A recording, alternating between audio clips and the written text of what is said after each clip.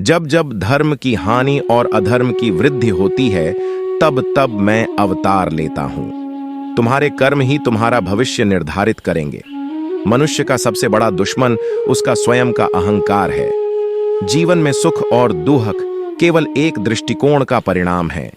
जो कर्म को अकर्म और अकर्म को कर्म मानता है, वही ज्ञानी है।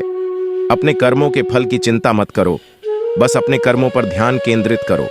मनुष्य का सबसे बड़ा मित्र उसकी अपनी बुद्धि होती है। स्वधर्म में मृत्यु श्रेष्ठ है, पराय धर्म से मृत्यु भयानक है। जो स्वयं को बदल सकता है, वही संसार को बदल सकता है। सुख और दुख में समान दृष्टिकोण रखना ही सच्चा योग है। जो अपने कर्मों पर विश्वास करता है, वही सच्चा योगी है।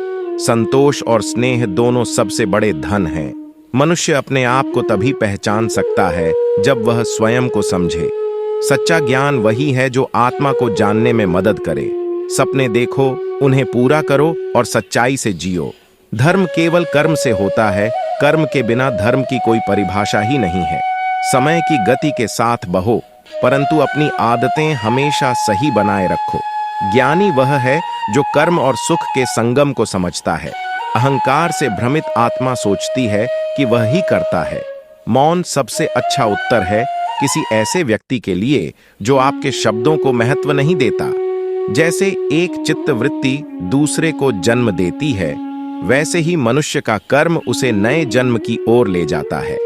सत्य कभी नष्ट नहीं हो सकता। मेरे भी कई जन्म हो चुके हैं, तुम्हारे भी कई जन्म हो चुके हैं। न तो मेरा अंतिम जन्म है और न यह तुम्हारा अंतिम जन्म है। जो लोग दूसरों की सहायता करते हैं, ईश्वर उनकी सहायता करते हैं। जब यह संसार ही स्थायी नहीं है, तो इस संसार की कोई वस्तु कैसे स्थायी हो सकती है। प्रेम सदा ही माफी मांगना पसंद करता है और अहंकार सदा ही माफी सुनना पसंद करता है। आत्मा शरीर को वैसे ही छोड़ देती है जैसे मनुष्य पुराने कपड़ों को उतारकर नए कपड़े धारण कर लेता है। सच्चा मित्र वही है जो कठिन समय